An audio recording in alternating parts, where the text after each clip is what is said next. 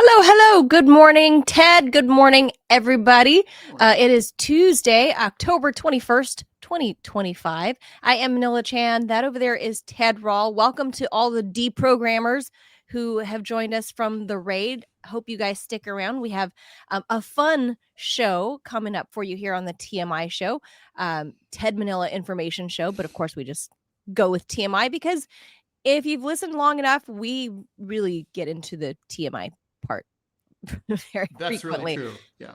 It's That very wasn't true. always true. I think that was like something we just used to just say, but it's true But now. it's true. We've become like a community of friends where we all just kind of overshare every True. weekday, Monday through Friday, 10 a.m. Eastern time. So please be sure to hit the like, the follow, the share, and the subscribe button. So you too can overshare all of your weird stories, because that's kind of what everyone does on the Rumble chat. I think YouTube is catching up. They're starting to overshare as well. Yeah, they're getting there. They're getting there. But the Rumble room is spicy. So we're going to take your advice, the listeners out there, and not preview, because we're just going to Thank kind you of for that freeball advice, it. by the way. Yeah. Yeah, we'll just kind of freeball it because we may or may not get to all of these stories. So with that, I'm just going to go ahead and hit the jaws, and we'll jump into the first story on the schedule. Love it. Why not?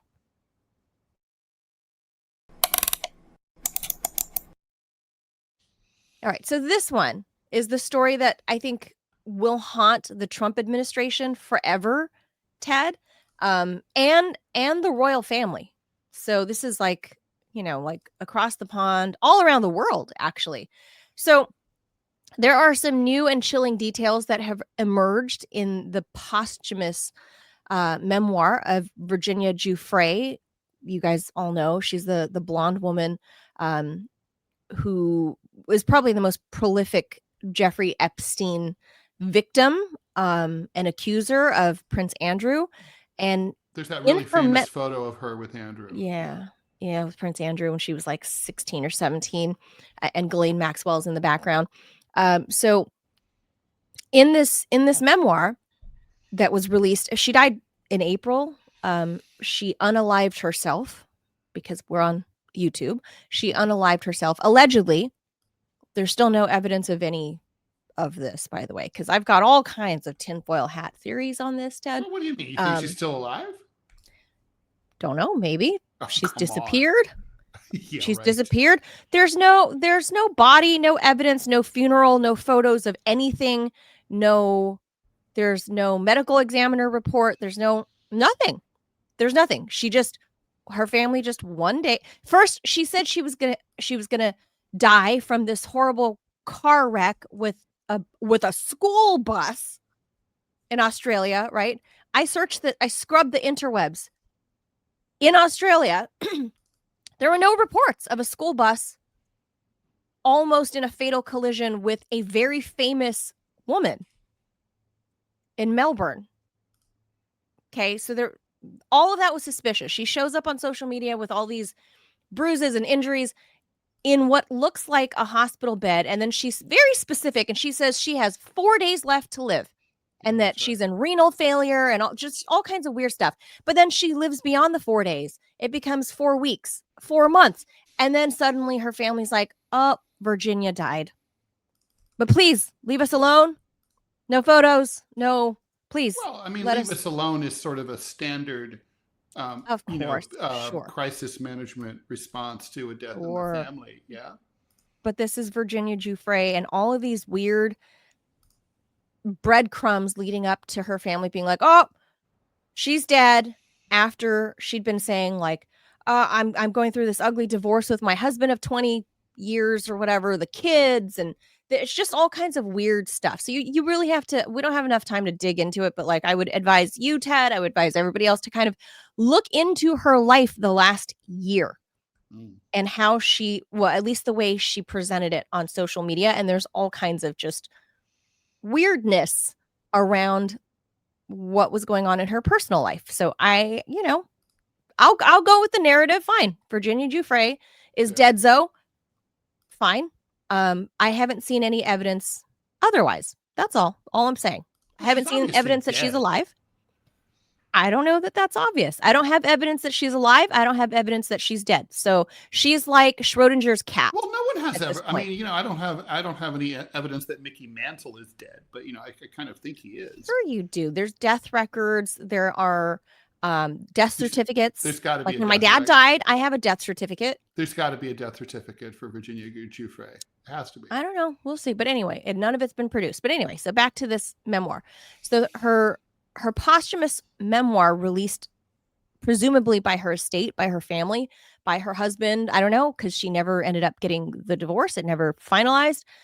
She passed away before. That's not absolutely necessary, right? Like you can for it to be authorized by the family. Like, so let's say I work on a book, and I work with on some with a co-writer. I send it to the publisher.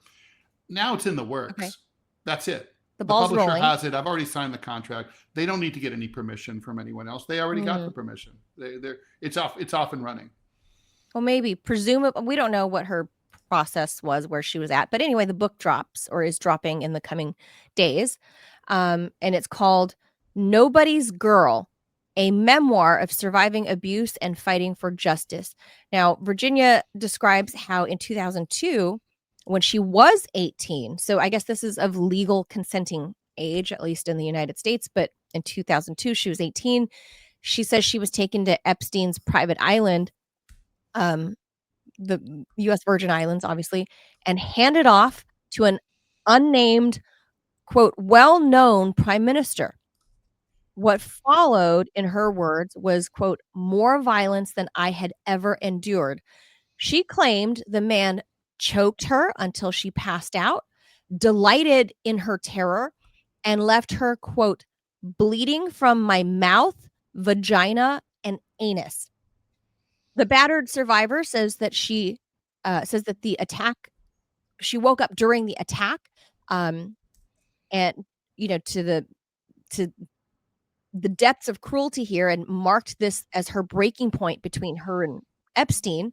Because remember, at this point, she's 18 now, so still very young, but she had been groomed by Ghislaine Maxwell to give to nobody since she was younger than that, right? Like 14, 15 years old. So for several years, she's been kind of under Ghislaine Maxwell and Epstein's care, I guess, if you will. Tutelage. Tutelage, yes. After her pleas to Epstein for protection against this particular prime minister failed, she began plotting her escape. It's her words in the book. In the book, she writes, I didn't know it then, but my second interaction with the prime minister was the beginning of the end for me. While the memoir does not identify him by name, this prime minister, past court filings by Giuffre had implicated Israel's former prime minister, Ehud Barak, allegations that he has strongly denied. Records show Barak visited Epstein's island and received millions of dollars tied to Epstein's financial network. Yet neither law enforcement nor Giuffre's estate has confirmed his involuntary involvement in this assault. So nobody's confirmed one way or the other. But we have Ehud Barak obviously still alive, and he's denying it. Giuffre's journey, obviously a harrowing one, recruited by Epstein and Maxwell at about 15, 16 years old, trafficked internationally, as she claims. And, Prince Andrew has settled out of court. Ultimately, she emerged as the most powerful advocate for survivors, and brought other survivors forward because she spoke out so strongly, and allegedly has died at the age of 41 back in April. Her memoir reveals not just one act of violence, but decades of it describes decades of manipulation, control, culminating in a second trauma aboard Epstein's famous jet, the Lolita Express. So her book kind of forces this reckoning when the powerful target young, vulnerable people. Victims obviously struggle to be heard when you're a nobody, especially if you're a kid, right? So Giuffre's final words might be the hardest. Epstein cared only about Epstein.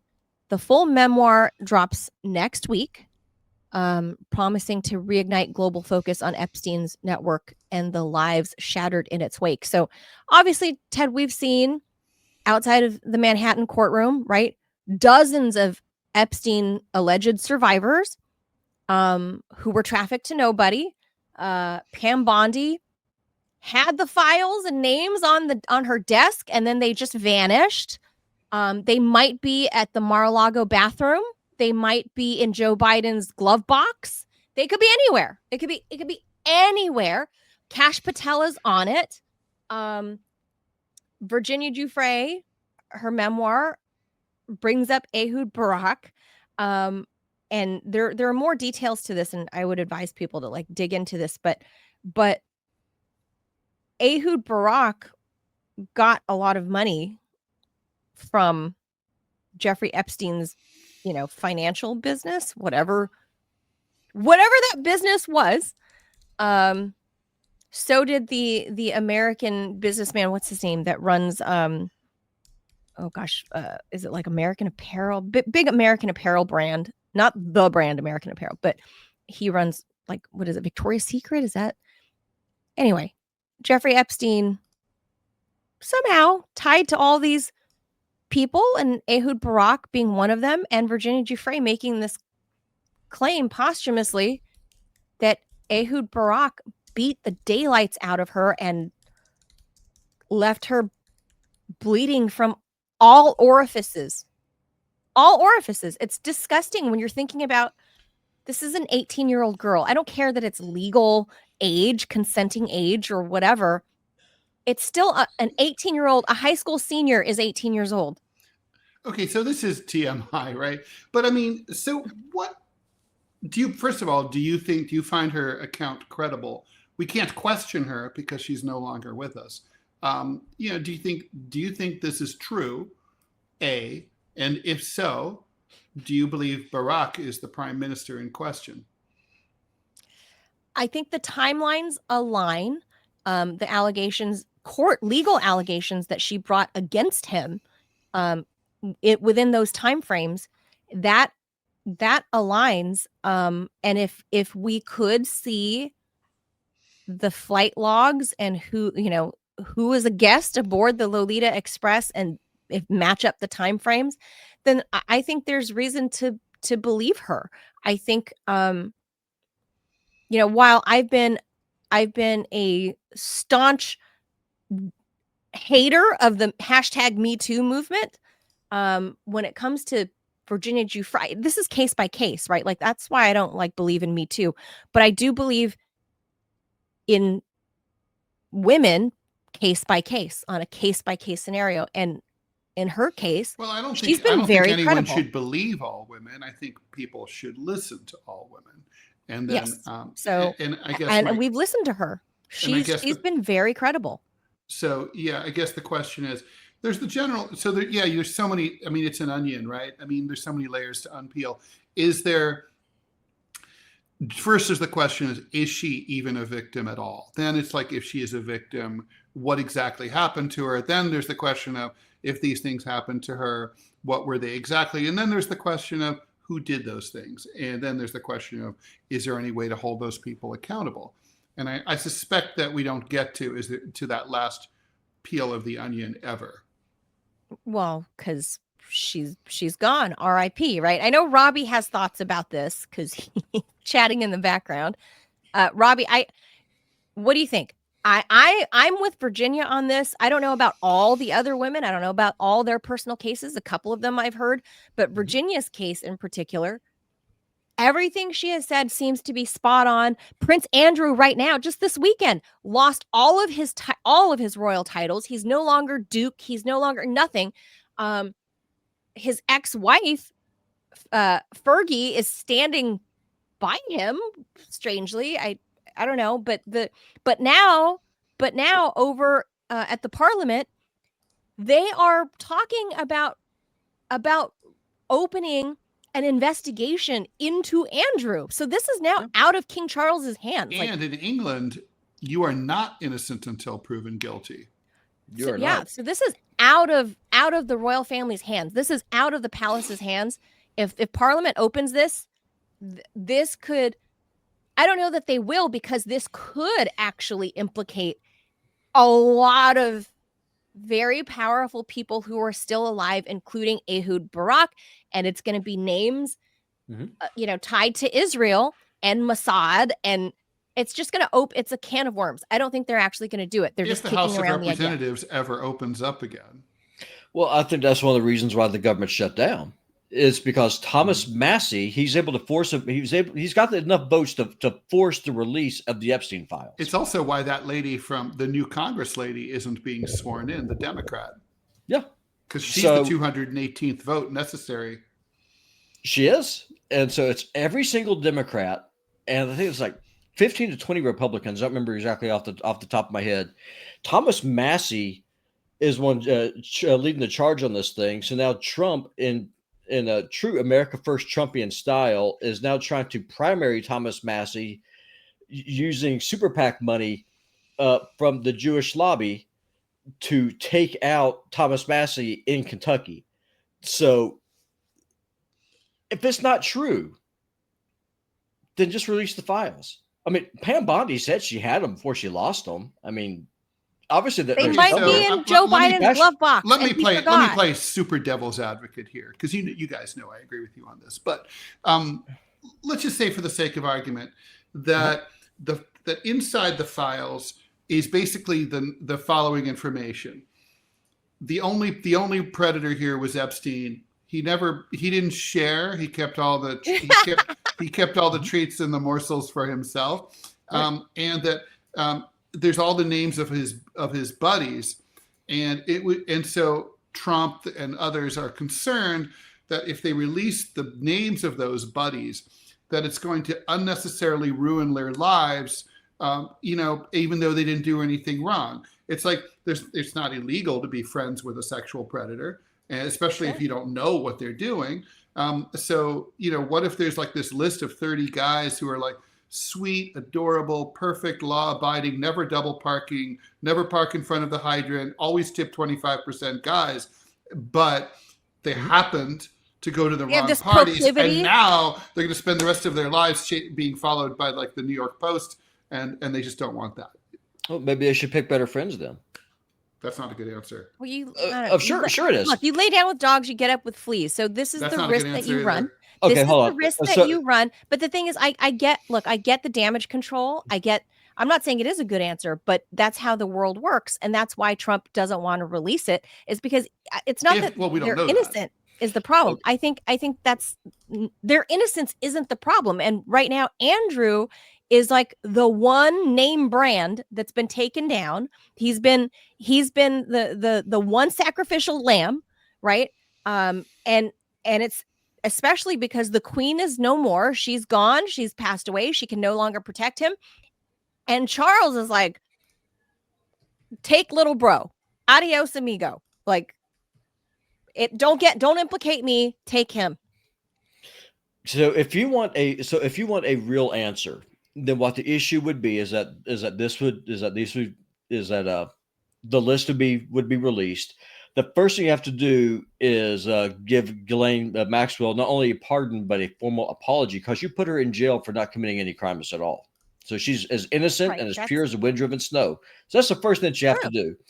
And then what you would do, this woman who then becomes a feminist icon, a hero, if you would, about a miscarriage of justice, she would then come say, so these 30 guys right here, all we did was just come and we sat on the beach and we roasted marshmallows. We did some fishing. There was nothing there. We had no idea this stuff was going on. You can trust me on this. This never happened. That's how you would handle this when it comes to damage control. The better question is why is Trump, who was elected because of a populist backlash, is then going to lie to the people who supported him about the fact that American taxpayer dollars are being used to pay the salaries of pedophiles in the American government? The lie isn't for our benefit. The lie is to show the pedophiles in our government that they are going to be protected at the highest levels by the best government that could be bought and paid for by special interest lobbies and foreign governments. Well, or if it's my theoretical construct that not protect pedophiles, but protect buddies of pedophiles, and is that necessarily bad? Yeah, because if you're a pedophile, Ted, I would not be your friend. I would say, listen, we're going to have to so just judgy. Yes, it is. Just because a man is a pedophile doesn't mean that you should judge his personal choices. Have you met me? The people on the program got to see Robbie on sarcasm last hour. S. Okay, joking. Ted's not a pedophile, I promise y'all. So no, I'm definitely not. No. Ted is really a good guy, and he's on the Israeli payroll. You can trust him. He has a cat. Thank you, APAC. We love you. Yes. We'll wait for that check in the mail. Which, by the way, the fee Robbie, is $7,000, right? The story? Was that you that said that the biggest donor to APAC is actually OnlyFans? The OnlyFans guy? That wasn't it's me. One of them, yeah.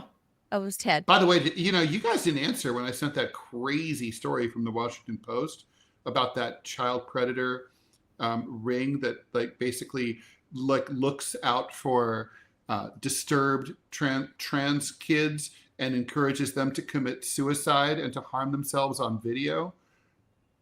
Oh, I have not seen that. I missed that. I was like, remember I sent it out. I said, this is the most disturbing story I've ever read. That one. Really? Oh, I didn't look at it. I meant to. No, I meant to. We should talk about it tomorrow. It's one of the most disgusting things. I mean, actually, none of us shock CZ. I was chilled to the bone. Several of the FBI guys who investigated this committed suicide because they were so disturbed by what they learned. It is honestly, it's like you got to know about it. It's crazy. Well, that's one of the stories out there. That's crazy. Will that be one that would be safe for YouTube, or should it be only on? We'll have to just be super. We'll have to be careful. I don't know if we can. Have to be but yeah, one of the stories we punted was, or we're at least tabling for now, was that one of the biggest individual donors to APAC in particular, who is part of the special interest lobbies who are anti Thomas Massey for obvious reasons, because he's the only one that won't take their money. Some of the money that gets funneled to them comes from the founder of OnlyFans. He and his wife, what's his name, Rabinsky, something like that, the founder of OnlyFans. But he's the biggest individual donor to APAC, he and his wife. And those are APAC is who, well, look, Rabbi Dildo, what's his name? Shmuley. Thank you. And people might wonder, why is Manila calling the rabbi? I was going to. He sells dildos with his daughter. You don't know, Ted? No, I don't know anything about this. Yeah, he has. You don't know anything about Shmuley? Oh, he has a website called Kosher Sex, and he runs it with his daughter, and they sell. It's kosher a family sex business. Toys no pig's feet involved. Yeah, Shmuley and Shmuley Juniorette, they own a sex shop, and they sell sex toys. Like that's how they make their millions, Ted. The rabbi blocked me on. The rabbi blocked me on X as I was confronting him about this stuff, and he actually engaged with me. And I quoted scripture to him where he said, "You're of your father, the devil," and I just pasted the Bible verse right there, and it's insta block. Wham! I actually got suspended from X. I got suspended from X. I can't say that I really blame him for that, Well, he had it coming. Dare you quoting scripture? You'd have been better off posting a dildo on his page. Oh, 100%. Or throwing it on the basketball court at the WNBA. Right. Yeah, Tusk I wonder if he sponsored that. Tusk is asking us to do the OnlyFans thing. Just stream it like a normal stream on Rumble and just skip YouTube. I thought that's a good idea. Oh, drop it. Yeah. Drop the feed from YouTube. Maybe. Yeah, because look, YouTube will. What's wrong with YouTube? What will YouTube do? Just because of the content? Yes. It could be. Yeah, we can get a strike. If we they would call it anti-Semitic. That's what they would do. They would label it anything It's goes, so and they move. You strange. know this, Ted. They Oh, I move the know. I mean, goalposts I don't even whenever, understand. however they want. My personal channel got taken down, and they'll never explain to me why. They just said I broke their terms of service and will not explain to me why, and I have no recourse. Well, look Right? what they It's a did. channel that I've had for like 15 years. They did that. Well, look what That's they a did. deprogram too. Well, yeah, because you said that Hamas won the war, which they did, and that that's hate speech. It's just like so. Facts It's are hate. anti-Semitic, right? So if we talk about, Yeah. By the way, saying that you know, Hamas won isn't like a well, an it's endorsement. an opinion. It's an opinion. Me There was a war. calling There were two sides. the One side rabbi. won. So you can't, like, YouTube moves the goalposts a lot. So it's like you can't even just have a regular conversation. And it's not a fun conversation or a truthful conversation if you have to walk on eggshells. So if and when we do talk about that subject, we're gonna have to kill the YouTube feed. Yeah, we also need to talk about the Wokies saying Lord of the Rings is racist. Well, that's interesting too. Yeah. Or like how what's her face? Hello, Harry Potter. What's her face? J.K. Rowling. J.K. Rowling. Thank you. Brain farts. I need more coffee.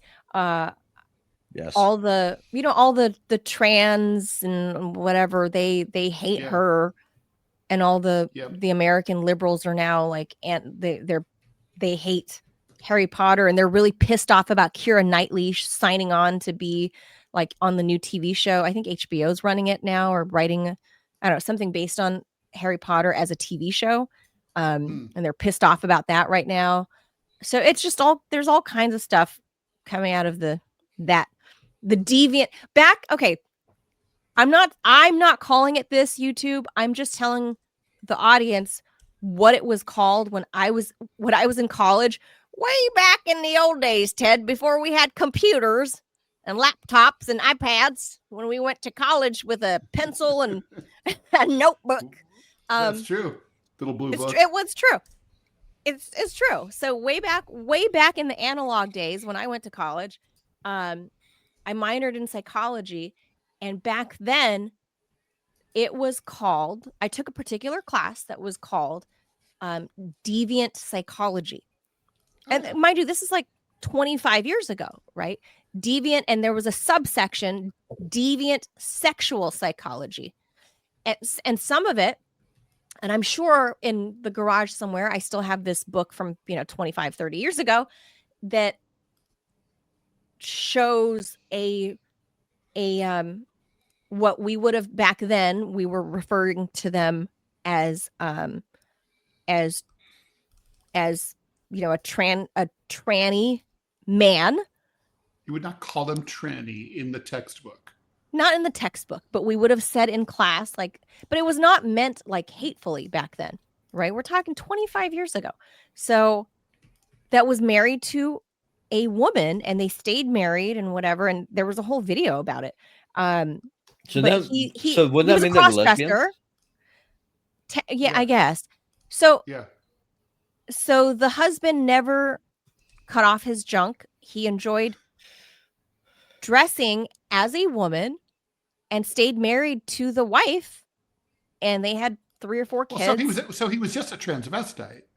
He was just a transvestite. Or did he identify as a lady? He identified as a woman, though. Okay, so then he was trans. Then he was a trans. He was trans, but he was he cross-dressed and identified as a woman. So the wife, and this is video from 25, 26 years ago, where the wife had to, as part of my class, the wife had to discuss her new. You mean she came in?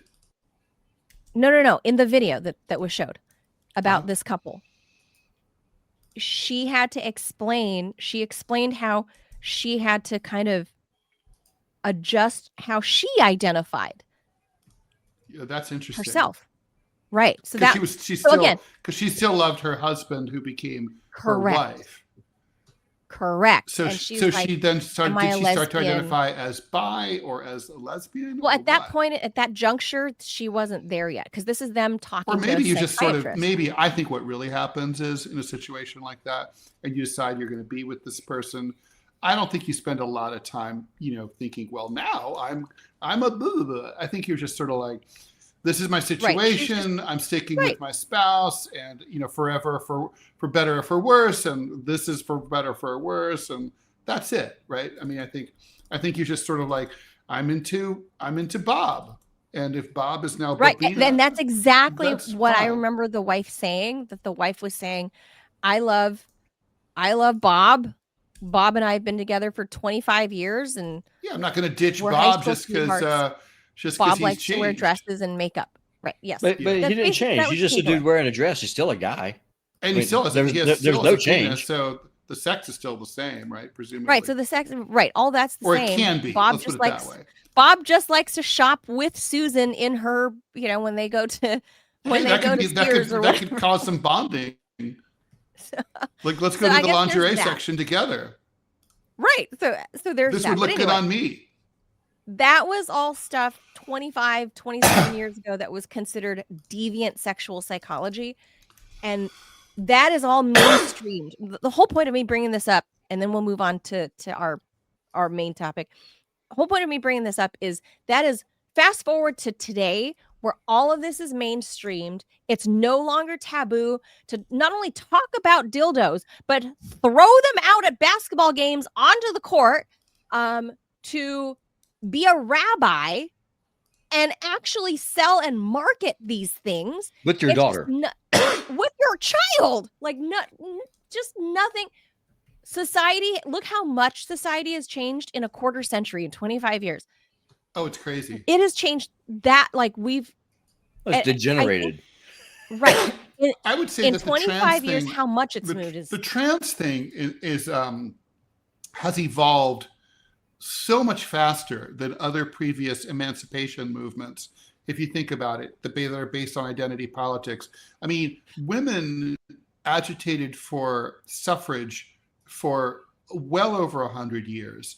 The gay movement languished and suffered for at least 75 years before gay marriage was approved by the Supreme Court.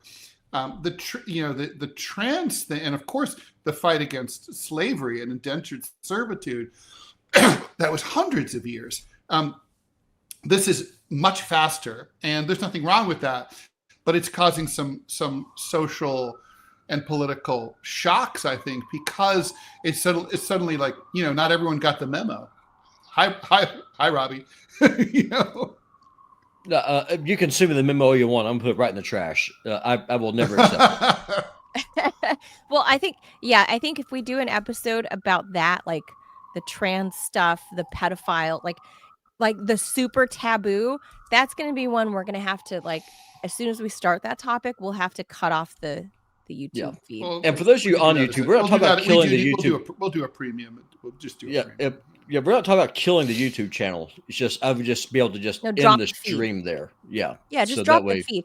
And not even on maybe premium. Make that the last topic or something of that day. Yeah, that'll just go full ham and just do a Rumble premium episode.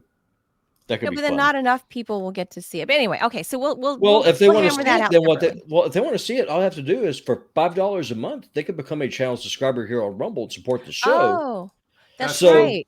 They offer that now. So well, you got to remember, right? Because at the end of the day, you two are trying to build a business. And yes, I forgot that that's offered. Is my point. Yeah. We need to say that more often, that you can support the channel and see all the premium content for $5 a month. Or if you want to see all premium content across all of Rumble, then you just do it for $10 a month. There we see the program, Putinbot Gaming, self same plug there. TMI. Right. You can do all of the things and see all of the things. Yes, because all channels premium. Okay. Yeah. Well, this morning on the deprogram, they got pretty freaking spicy. That was fun. See, that's why you're the producer. You're supposed to know all of these things. Okay. So next topic. Let's leave that one there. Robbie, I'm going to bump you off first. I'm going to bump you off. Hold on. Okay, Ted. Before we get into this topic, I'm gonna play some audio. Let me know if you guys can hear this, because this is my favorite. This is my favorite cursing video. All right. But I'm just gonna play the audio. I'm just gonna play the audio because I don't want to get a strike from YouTube. So let me know if you guys can hear it. It's 30 seconds. Okay. All right, here we go. Yeah. Can you hear You it? wanna go, then you go to Thumbs hell up. and go down. Why you get Okay, fried, yes, man? why? Are you crazy? You're fucking You are paranoid, fucking, man. you are fucking. You fucking you bloody. You bloody. Fuck you bloody. Bastard bitch. You fuck you, bastard, fuck you. you. Bloody fuck you bloody. Fucking mother bloody fuck bitch. Benchwood bloody. Branch of you. You blunder. No, but why is Bloody no. If accident, then what you wanna Why do? you fuck me? I fuck you bloody. Bloody bastard. Fucking running like lady, eh?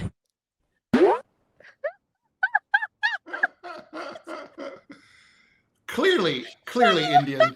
Clearly, no question. Yeah. That is my favorite cussing each other out like that's ever been caught on video. There's just it's my all-time favorite. I hope everybody could hear that. Ted, you heard it, right? Obviously, because you're laughing. Oh yeah. But it's Perfectly. whenever I think of cursing, that's what runs through my head. That's the audio that plays in my demented little head. So please rightly tell so. us the story. Tell us the story, Okay. Ted. Tell us Here the we news. go. And now a deep dive into what your swear words say about you and your country. A far-reaching new study explores how taboo language reflects culture, emotion, and social norms from Italy to Germany and beyond the Axis powers of World War II.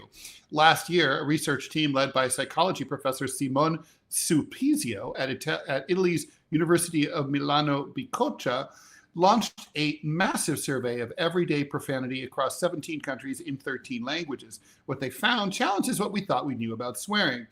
Take Germany. German speakers in the survey rattled off an average of 53 different taboo words, more than 3 times the list produced by English or Spanish speakers, who averaged around 16. Sulpizio attributes this in part to Germany's capacity for inventive compound words. Insults like testicle goblin, Hodenkohlbald, or intelligence allergic person, Intelligallergiker, emerged. He told The Guardian, Testicle goblin. I've heard cock goblin. I think I like testicle goblin better though. He told The Guardian, German, with its seemingly endless capacity to build new compound words, could simply offer more options. Italy, meanwhile, stood out for its volume of religious blasphemy. Italian participants listed 24 church-related swear words, including 17 versions of what was translated as fucking God. Sulpizio noted this likely reflects Italy's Catholic tradition, gee, you think, and cultural proximity to the Vatican. That's an example of the impact of cultural or society differences. Across the board, research found consistent patterns. Men and extroverts generate more taboo words than women and introverts. On average, people, well, they probably just generate more words, right? On average, people swore once every 2 minutes of speech, though this varies hugely by context and culture. Profanity might be unpredictable, but it's not random. Crucially, taboo words perform dual roles. They damage and heal. According to Sulpizio, during a classic ice hand test, people using taboo language could endure discomfort longer. When they produced the taboo word, they were able to keep their hand longer in the ice. So these words like fuck, shit, piss, shit, that shit is fucking cold, fuck, shit, piss. These words can be used as a kind of emotional regulator. The study forces us to reconsider the old stereotype that swearing equals bad vocab or poor intellect. Of course, we already know that there's all these studies that show that the more you curse, the smarter you are. Anyway, instead, researchers say profanity is emotionally rich, socially steeped, and deeply revealing. Spanish and French speakers used fewer words like shit compared to English, which is a very scatological language. And while bitch appeared in dozens of languages, the target varied, reflecting sexism encoded into speech. For cognitive scientist John Andoni Dunya Beltia at Spain's Nebrija University, who co-authored the study, the conclusion is clear. These words can be more offensive or less. They can be loaded with negativity or with irony, he says, but taken together, they offer small snapshots of the realities of each culture. So the next time a curse slips out, remember, it's not just the heat of the moment. It carries history, emotion, even culture.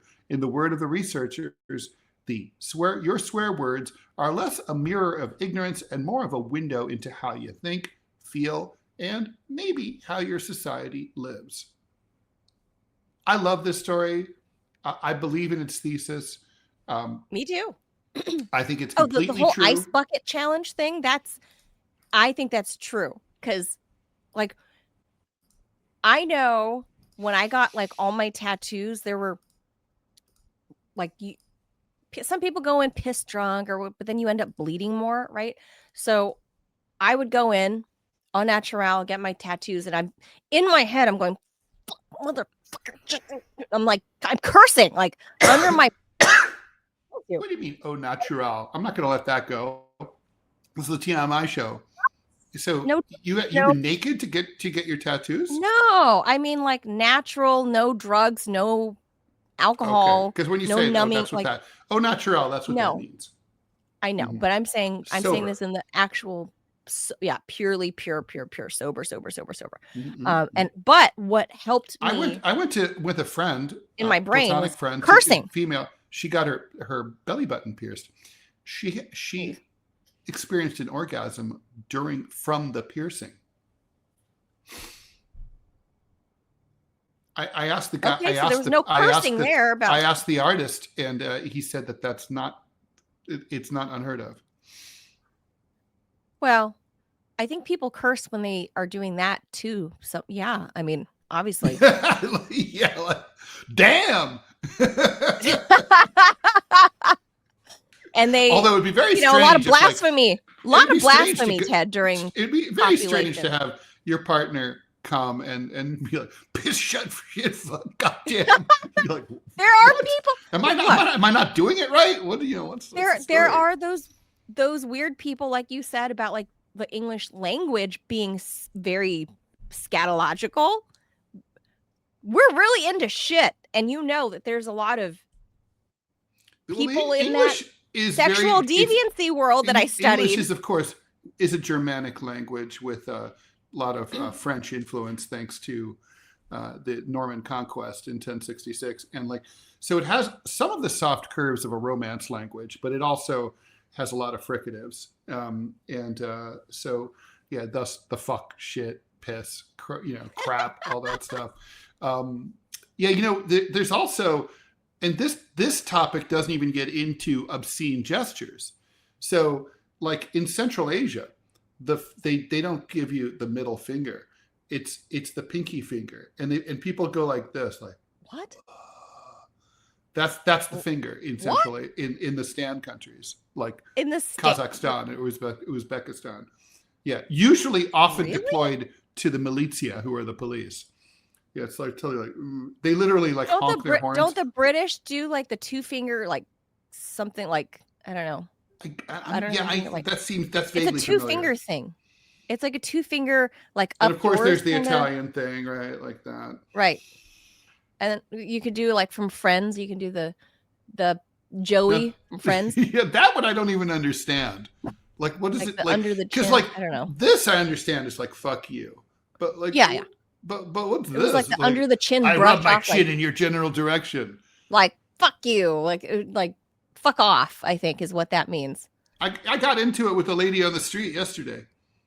I was walking behind her, and she was walking behind me, and she was super loud on the phone, and so irritating. So I literally just stopped. Walking in the street? Yeah, like you know how some people just walk the same speed as you do, walking in the street. Oh. And she was walking right behind me, and I'm like, I just don't want to have this fucking loud bitch screaming in my ear. So I just didn't do or say anything. I just stepped aside and stopped.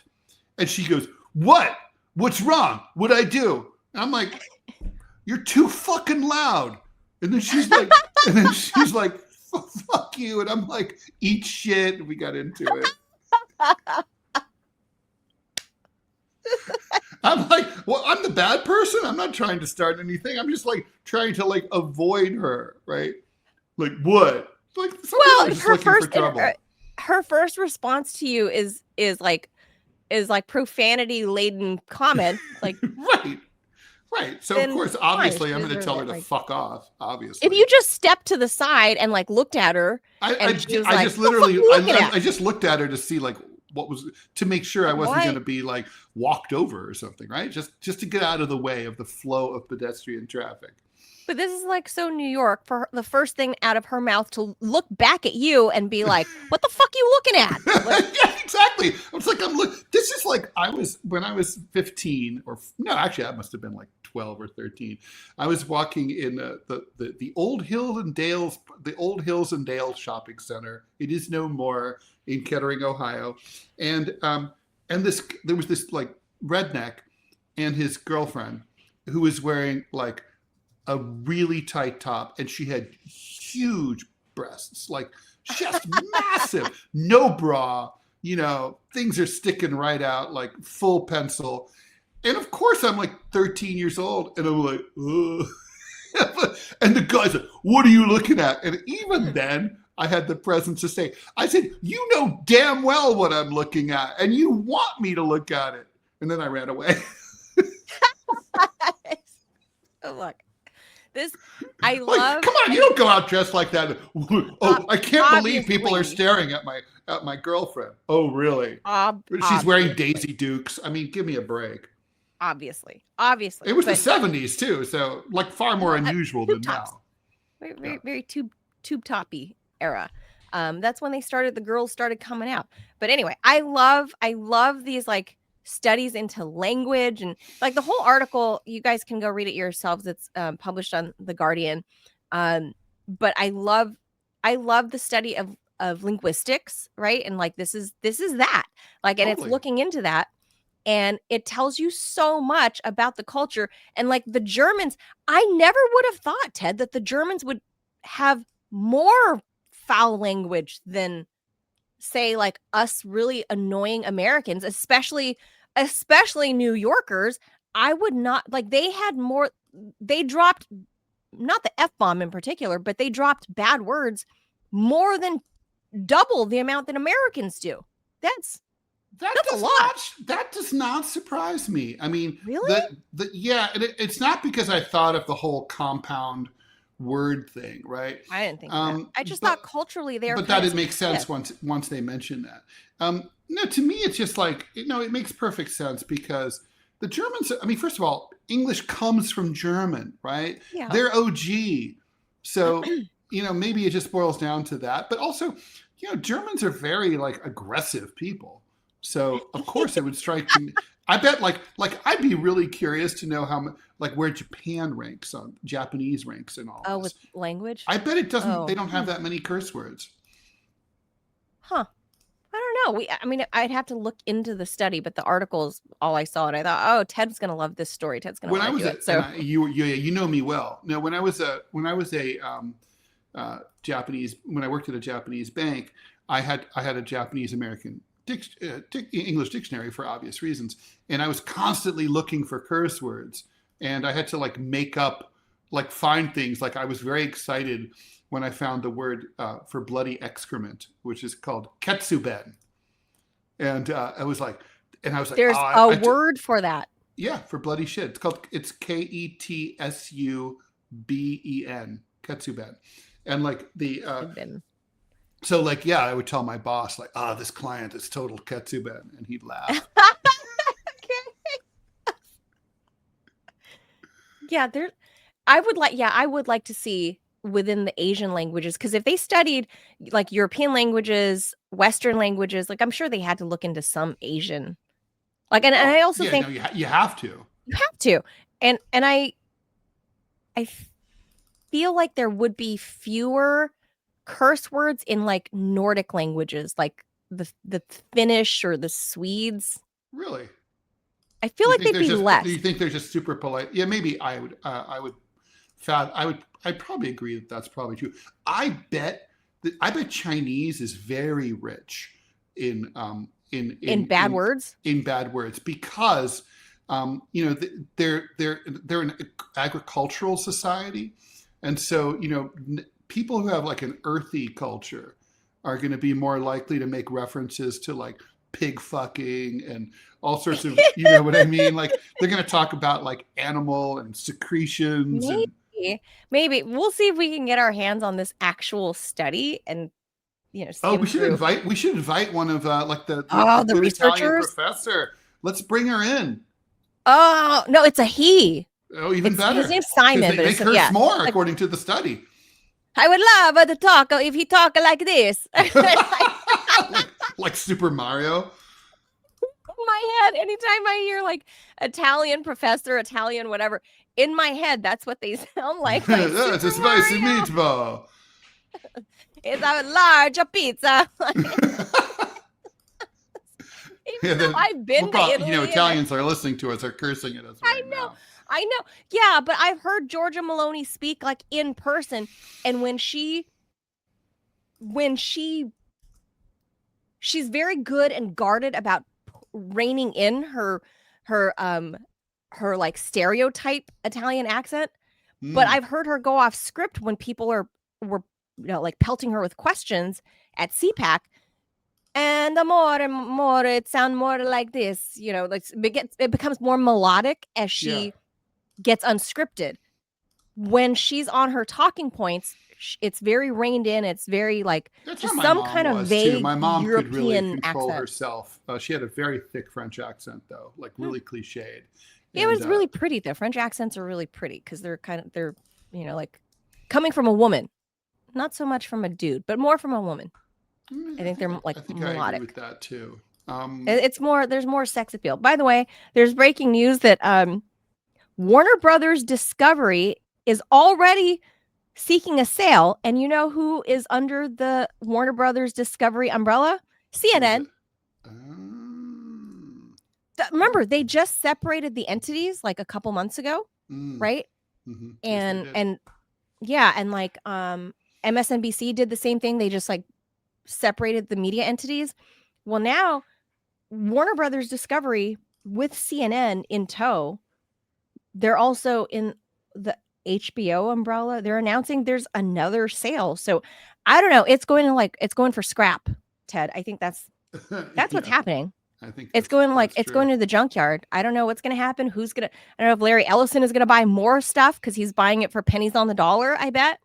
But effectively, the Ellison family is probably going to own the whole of American media at this point after he's, you know, purchased Skydance, Paramount, CBS. I can't stand the name Skydance. I don't think much about the. I don't know. It's fine. Horrible. I feel like it's a wannabe Native American-y tone. Ridiculous. Yeah, it's dumb. But anyway, okay. Next story, real quick. This one's very quick, and it's something that annoys me, especially because I'm the parent of a little one. Yeah, it drives me insane.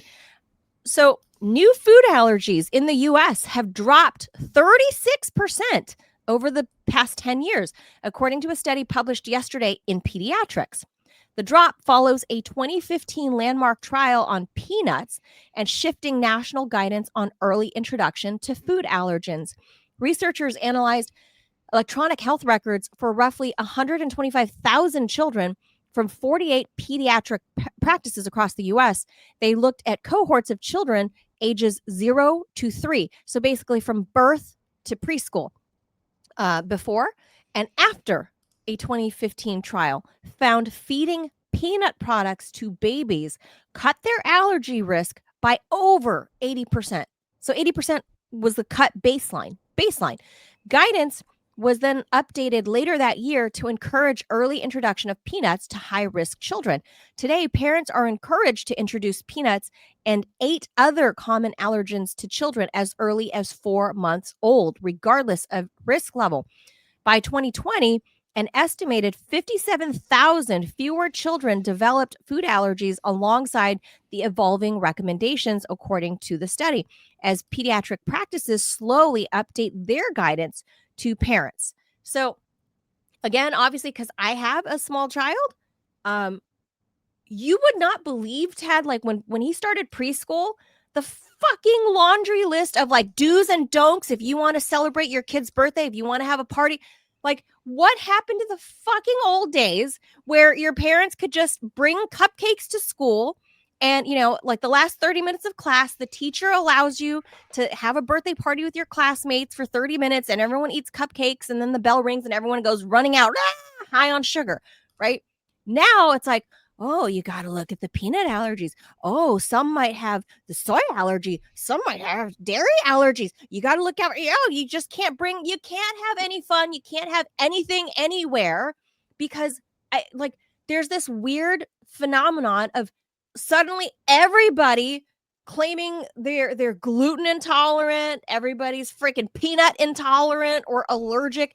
Like, I don't know how or why this happened. And then all the parents are like shielding their little bubble baby from everything, right? And like, for example, with me and my son, like me and my mom have two very different views on raising him. Obviously, he's my kid, but I get in fights with her about it. Is that I want him to go out there and be barefoot, lick some dirt, go ahead. I don't care. Like, go do it. And my mom's like, oh, precious first grandson must be clean all the time. Put bubble wrap on you. Like she wants time to deploy some of those Laotian curse words. And I'm like, Mom, you're going to turn him into me, who I developed allergies to everything. And I had to introduce allergens to myself. I became hyper allergic to everything. Perfumes, fabrics, it could be anything. It could be like an allergy. Like it could give me a headache. It could give me eczema. It can anything and everything because they treated me like this precious little bubble child. I had no exposure to anything. So I got really sick and I don't want that for my son. I believe in exposure and you build up tolerance. And Robbie, I know Robbie, you got thoughts on that. I think it's true. That's why you look at kids like in the Amish families, right? They're so much healthier than kids in, say, the rich they families. Live with animals too, right? Like farm kids who have exposure to Yeah. animals, because most disease vectors in Santa originate Monica. from animals. Right. Look, go to the West Side in Los Angeles and you see all these parents that are like, oh, we're gluten-free, we're vegan. And their fucking kids are sickly and gangly and skinny and dying. Like, it's terrible. Terrible. Let your kids lick the floor, eat peanuts, falling off the floor. Send them to a bar where peanut shells are on the floor. Go have them lick it. Shovel crap at a ranch. I mean, that's what you do. I mean, that's my son's first job. He learned how to drive a tractor before he learned how to drive my truck. And they're shoveling cow crap and mucking out stalls. It's good for you. It builds character. And speaking of cuss words, you learn new words. You get a vocabulary. It also builds you. It does seriously build up your tolerance too as a young person, because your sense of smell is so powerful. You're easily nauseated, and it helps when you become a parent to not be like, oh my God, it's the smell of the diapers. It's like, you can get through that a little more easily. Deal with it. I mean, like this. This is such a not only a first world problem. Like, I don't know how it was. Was it like that, Robbie, for your kids in school in Montana, or is this like a California and like coastal thing, like a DC thing, where they give you a booklet of like do's and don'ts, what you can pack for lunch, what you can't pack for lunch, what you can bring for birthday parties. It's just maddening when I get it. I'm not a doctor. I'm not a medical professional, but it just stands to reason that if you shield them from everything, they will never build a tolerance for anything. So when our kids are in elementary school and middle school, it would be 20 below zero and they'd be outside playing. This is Montana. Now the Californians that got imported, we have no meetings with the school board, and they were the imports are talking about how this isn't very safe. Little Johnny's getting sick. This has to be changed. And the people who live here just like, if you don't like it, by all means, go back from whence you came. Like that's so, yeah. I mean, it would be like city folk moving into an Amish community and being like, I don't like that you guys use a horse and buggy because on the roads there's big piles of dung. I don't like that. There are. And And the Amish would be like, well, get the fuck out then. yeah, I mean, they well, wouldn't Use use their the special F-bomb. Amish curse words. yeah. Yeah, Well, I was it's going to really say, they fun. wouldn't use the F-bomb. But Well, it's like, for example, if you're traveling on Highway 2, Ted, you're on that road, little narrow little mountain road, and in the summertime, when the ranchers, they're moving their herds of cattle across the road, oh, the Californians would complain, saying you're impacting the flow of traffic. In which case, this is actually in the newspaper. The cowboy took out his gun, shot two tires on the Californian's car, and said, "So now you have something to complain about." They called it. They called the sheriff and charged the Californian with causing a public nuisance. So amazing! Like that's just don't move to Montana if you don't want cattle. I mean, right. If you don't want Montana, don't move to Montana. Like if that's what comes. Like that's the thing, and it's like with children. Well, they want the scenery, but not the people. That's dumb. But like with children, you can't treat them like this. I don't know even what to call it. Like children want to play in the dirt. That's the word. Is pussies. Don't pussify your kids. Let them go outside and play. They naturally want to run around and play in the dirt and touch and explore and taste, and that's how they learn the world. And so all of these, I guarantee you, if we were to dig deeper into this allergen research, I guarantee you the vast majority of the kids that have these types of super sensitivities are concentrated in places like Portland and Los Angeles and San Francisco and DC and Manhattan. It's going to be concentrated in those This story is about the decline, right? So obviously reporting is down. That. So does that mean like why are things do you think more people are sort of just not using handy wipes everywhere they go, and they're just sort of being more chill, or there's just underreporting going on? I think this is over the last like 10 years. And I think a lot of it has to do with this new like naturalistic movement of like mamas now turning like, obviously I'm in that category, right? Of kids in the past, having kids in the past 10 years. There's been a switch to more moms trying to go the natural route instead of being like, I'm gonna wipe down every counter. I'm gonna do every, like I'm gonna put 2 pairs of shoes on my kid. There are more moms like me over the past 10 years that have rejected that and want them, despite me. Yes, like I used to clean the microphone every day before I got on air at Sputnik, right? But that's a me thing. And my face and mouth are going to be like right here. And, so that's apart from that, like I walk around barefoot outside of my house. Like I don't care. I go walk in the grass. Yeah. Like I think it's good for you. Yeah, grounding. I used to walk barefoot in front of my dorm on campus, and cross the street to get the newspaper barefoot, and in the snow sometimes. And people would be like, "Oh, I don't know about how that. How could you do that? Look at you!" Blah blah blah blah. My favorite example of that is I was at South by Southwest in Austin, and I went down to the lobby of the hotel to get coffee or something, and some tech bros like see me and they're like, no shoes, are you promoting something? I'm like, no, I just didn't feel like putting on shoes. Like, why am I putting on shoes? Just down in the lobby, man. Yeah, I'm going to the lobby. What's gonna fucking happen? Nothing. I've been doing this my entire life. I'm 62 years old. Nothing happens. Like, it's your feet. You were meant to walk on them. That's what God gave them to you for. Like, you weren't born with shoes. When I was homeless as a kid, I almost never got sick. I mean, you just get an immune system that can attack squirrels. I mean, it's either that or you die. Talk about Darwinism. If you want to roll Rall style, talk about eugenics. If you want to just breed out the weak, that's what you do. Like you just roll Spartan style. Just put them in the agogay, send them out, and just give them a cloak in the middle of the winter. I think that like soap and water has its place for sure, but and some of the best moments of my life have involved soap and water. And shoes are important. And shoes are very, very useful. And ancient people wore them, fashioned their own shoes and stuff.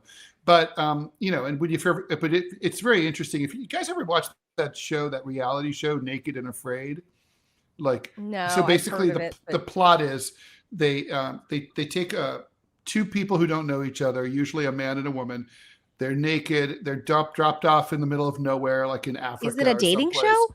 No, it's not a dating show, and sex doesn't happen in this show. It's not Oh. about that. It's about survival. And basically, Oh. they have to make it 21 days living off the land, right? And Naked? what's really Yeah. naked, and what's really interesting, it's all survivalists who do this. And the interesting part is there'll be these big steroided ex-Marines, and they get killed like on day one. They step on a thorn or something, they're fucked. They get an infection, that's it, they're done. And like basically, our feet don't have the patina that's like that it should have from walking around barefoot for years. And then you'd be protected. You could step on a fucking thorn if you had and do you know like people's ankles and shit like that like are weaker now, and like our shin bones are weaker than any other period in history, because now we have shoes that are like these big chunky soles, because you want that bounce when you walk, and like it's apparently really actually bad for you orthopedically speaking. We're breeding out toughness. I mean, like for example, apparently men used to be. If a fucking peanut can take you down, Ted. True, but an animal can be like.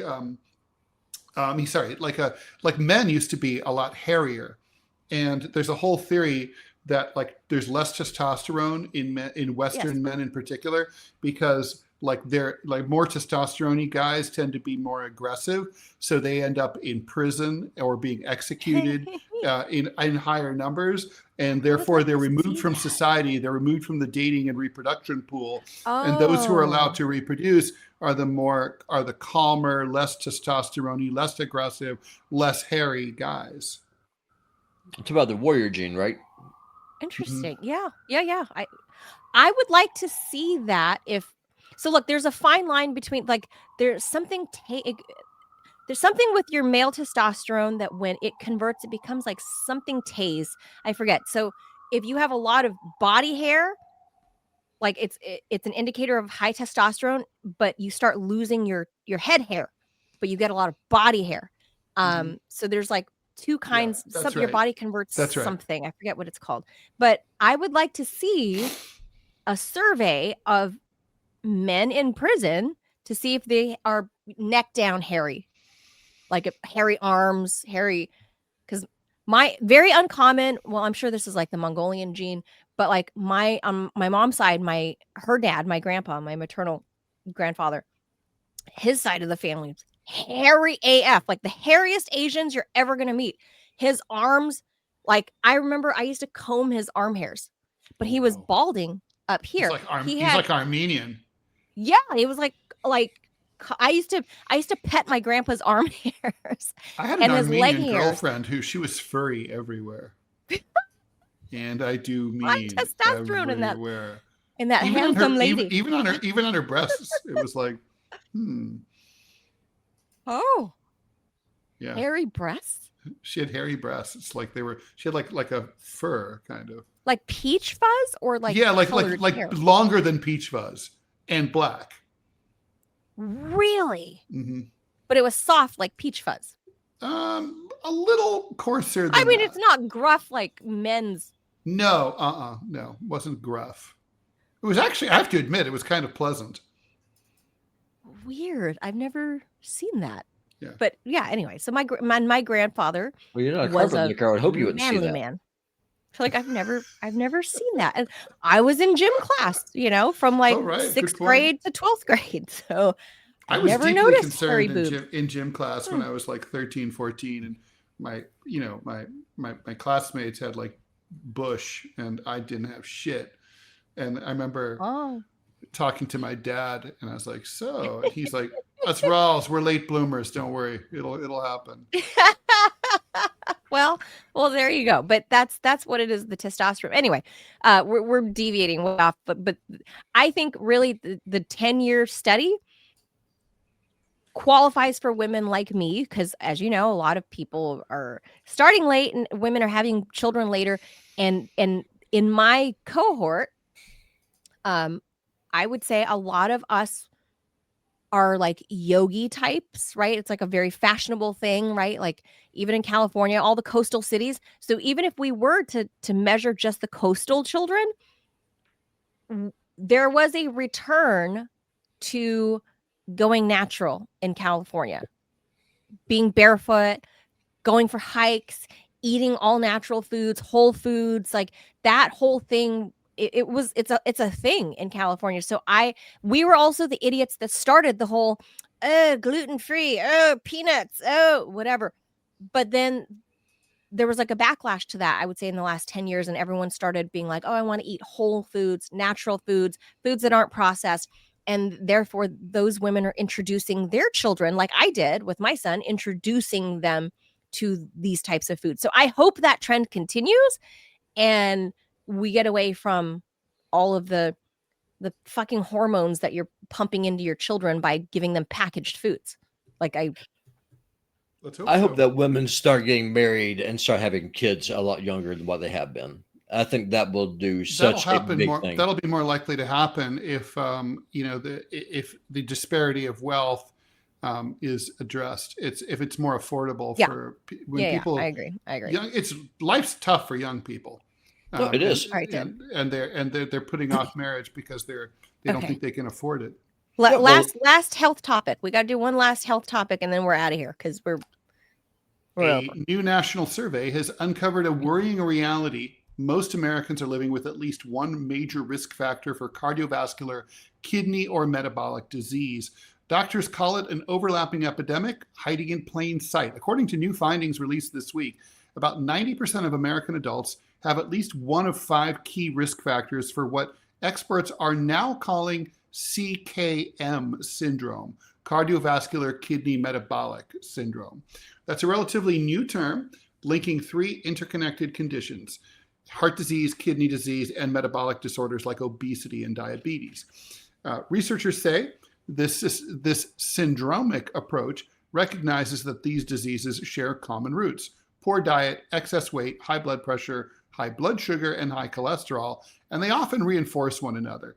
The survey, published by the American Heart Association and the CDC, finds the following: more than half of adults have high blood pressure or pre-hypertension.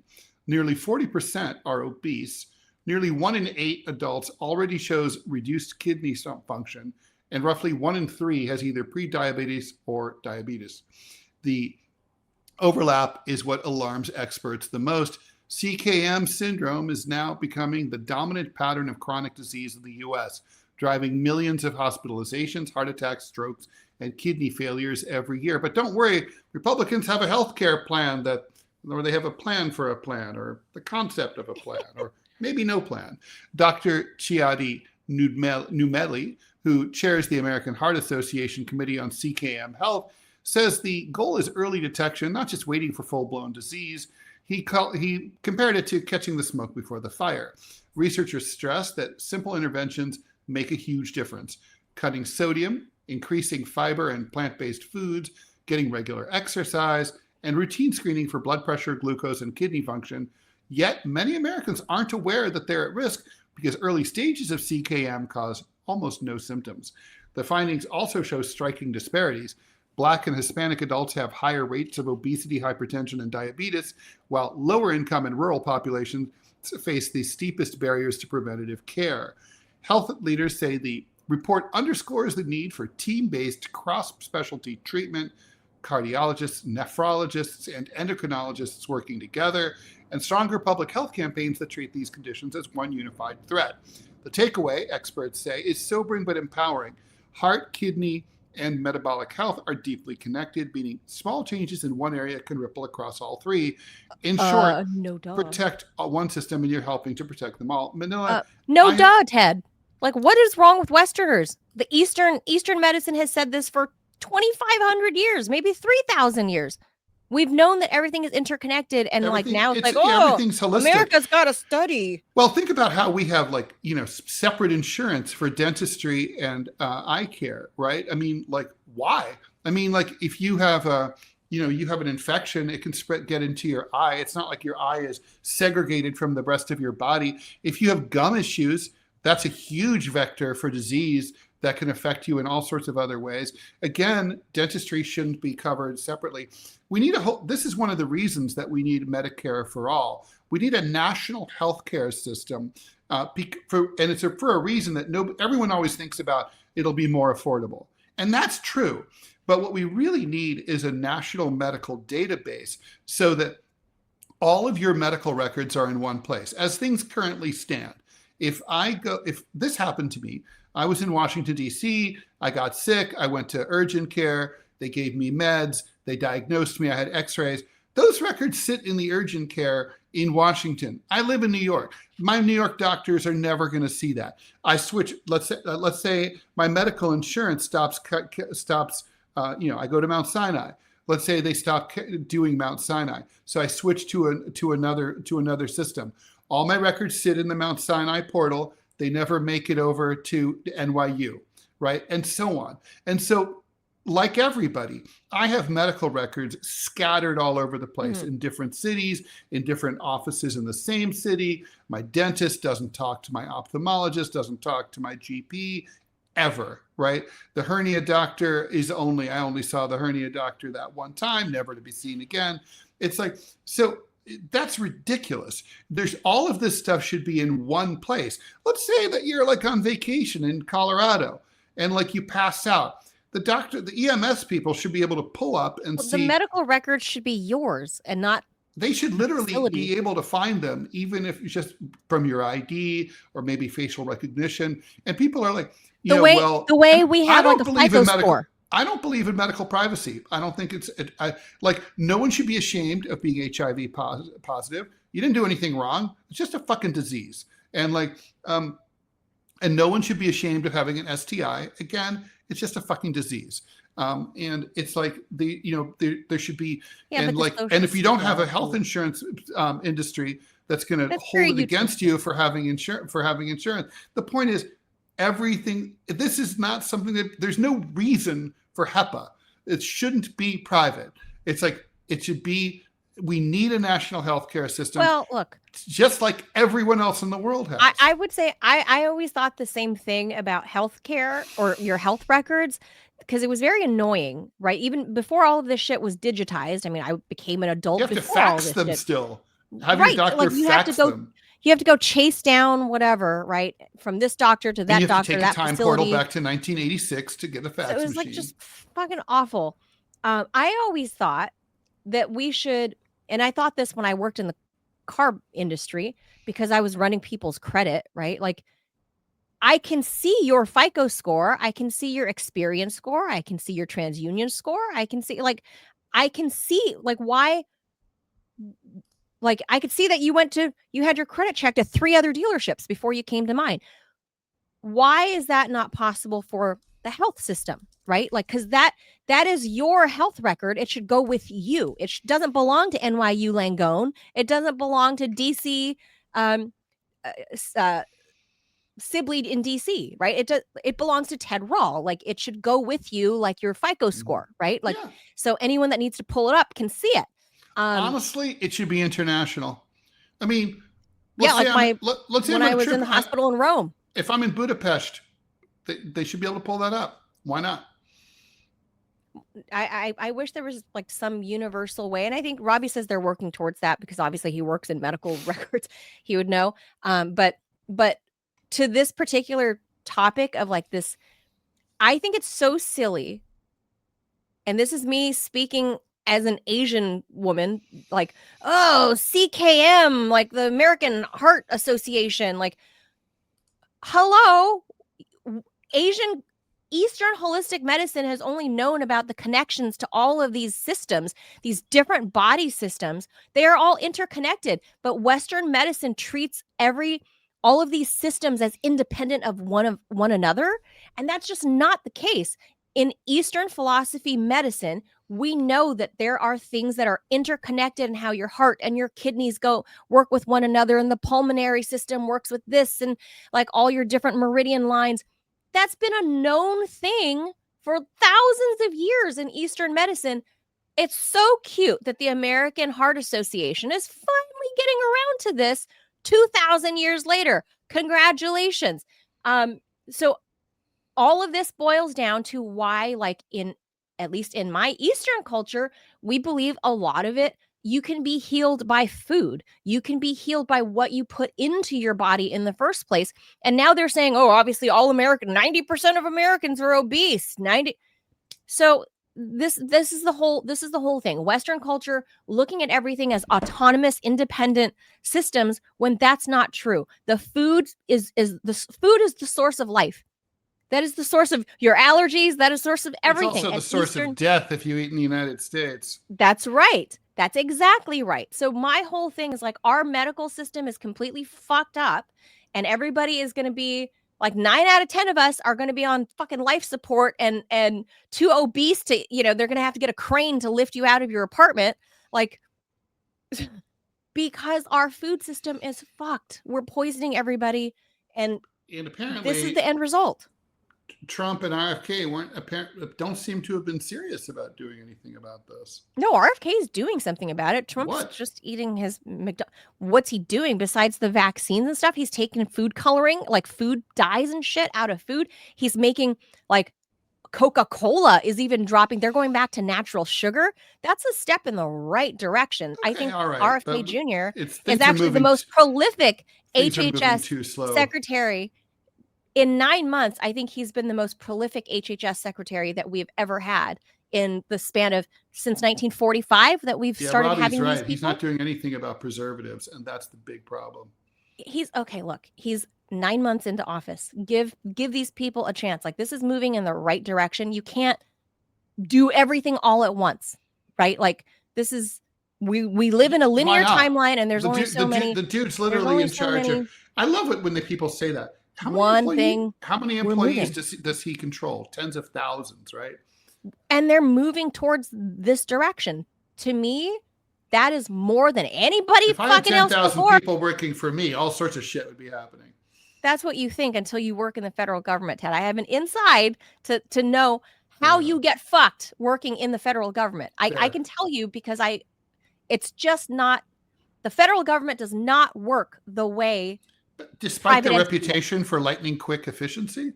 So it just doesn't work that way. So given all that I know personally and what I've seen so far in 9 months 8 months really since he was confirmed, that RFK is confirmed, most prolific HHS secretary we've seen since 1945 when this shit began. And it's so cute that Western medicine finally realized that, your heart and diabetes and all the kidneys, it's all works together because the kidneys have to rinse your blood, and clean out all the junk from your blood.